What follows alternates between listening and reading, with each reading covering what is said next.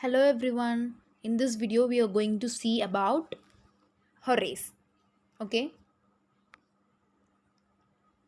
Two schools of writing. So during the era of Horace there were two schools of writing. The first one is the old Latin and the other one is modern Alexandrian. So the old Latin it will imply the school native to Rome. So the native Roman school. It was popularized by the achievements of poets like Ennius and Naevius. Okay, and then the Alexandrian implies that it is also originated with the Greek scholar of Alexandria. Okay, they had a powerful influence on Roman poetry. They too followed the traditions which was different, and they treated it as a positive inferior to those who followed the ancient Greek classics. And then it was partly historical and partly for the distinguished poets like Catullus. Okay, he's the best critic, okay, who lived during the age of Horace. And then they felt neither the Alexandrian nor the old Latin is superior. So according to them both are equal, so nothing is superior than the other. And then the literature brings the national and an individual character. The writers felt that Greek is superior for them. Okay, so the writers considered Greek as superior. The new movement in Roman literature is the revival of the ancient Greek tradition. And then Horace tried to bring out the revived tradition. Okay, Horace did both the creative work and critical writings also. He had done both the creative work and critical writings. And then Virgil. So, but Virgil had followed only the creative writings. Okay, Pope said about Horace. So he had an opinion regarding Horace, that is, his precepts teach what his precepts teach, but what his works inspire. Okay, his criticism follows the ancient classical line, often imitates from Aristotle, which is direct transcript. Okay, and then he too admire the Greek models. So he's a great admirer of Greek models. And then Horace says that the study of the great originals and Greece, and then dreaming of them by night and ponder them by day. Okay, this sentence we can find it in Pope's essay on criticism. Okay, and then the critics like Cicero, Quintilian, they have accepted these sentences. Okay, and then Ars Poetica, so it was written by Horace, so it includes the nature, function, subject matter, kinds, language, and the importance of nature and art. Okay, um,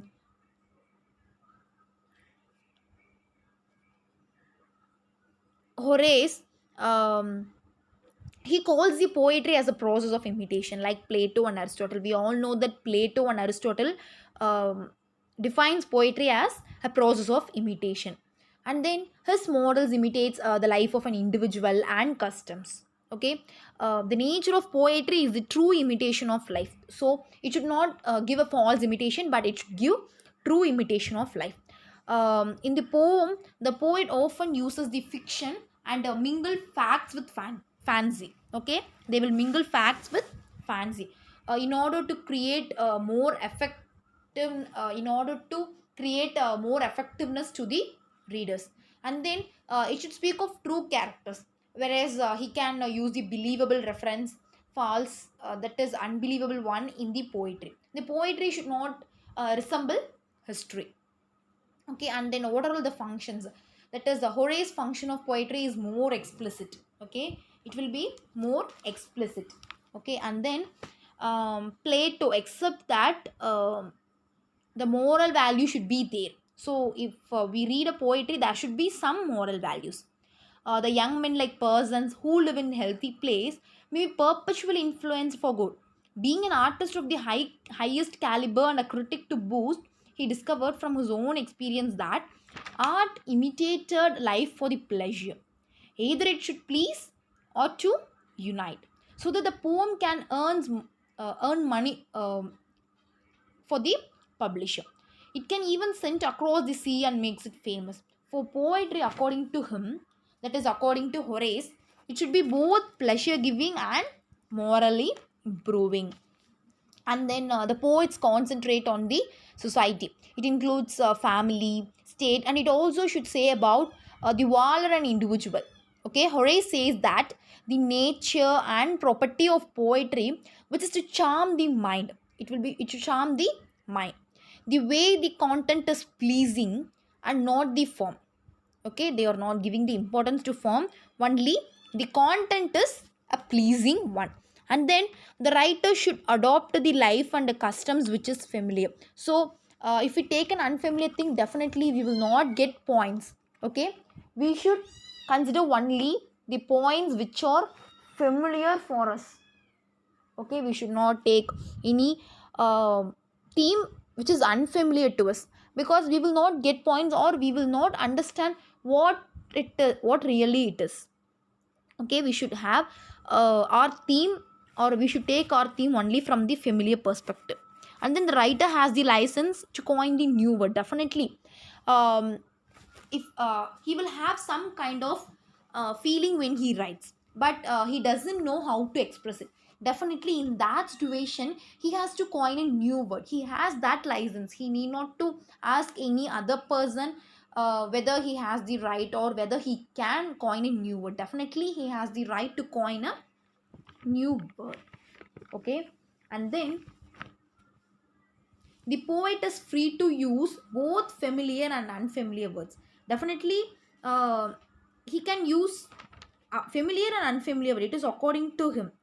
The only purpose is he need to convey. So he can use both the familiar and unfamiliar words, because he has to use the words which is familiar or which is most fit in order to express his feeling. So he is free to use both familiar and unfamiliar words. Okay, Horace questions about the genius and art. So what genius really is and what is art? Okay, so he has questioned regarding that. Okay, and then the length of the play is neither shorter nor longer. Okay, so when we are writing a work, it should be in the same mode. It should not be very short, or it should not be very long. It should be a moderate one. Okay, if it is more lengthy, definitely the audience will not have a concentration. They will lose their concentration in the middle. Or when it is short, definitely it will not be considered as the play. Okay, so the length of the play should be of a moderate one. Battle between the ancient and the moderns. There is a battle between the ancients and the moderns. Definitely in our present generation too, we have some kind of feelings, but our ancients or predecessors will have some kind of feeling. So there will be a battle whether to accept the techniques of the moderns or whether we should follow the techniques of the ancient. There is a battle. Okay, and then the Rome, they have already divided its loyalty between the native Latin and the current Alexandrian. He influenced the Greek works, which gave an advancement in his writings. And then the dramatic poetry, which is borrowed from the Greek, and it makes originality. Both the pleasure and moral should be there in poetry. He also says that genius and art is indivisible. We cannot separate genius and art.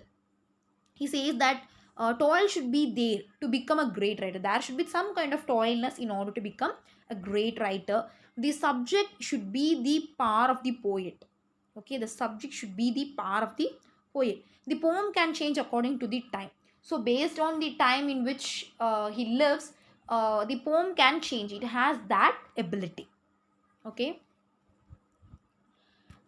and then to quote that, it can change because um, to quote an example, if a person is living in modern era, definitely he will read a particular poem in different kind of mode. But a person who's who will be reading after 10 or 20 years, he will read in he will read it with some kind of intention. So the poetry has the ability to change according to the time.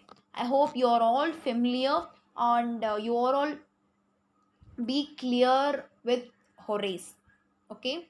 If you have any doubts, you can post it in the comment box. Okay. Thank you.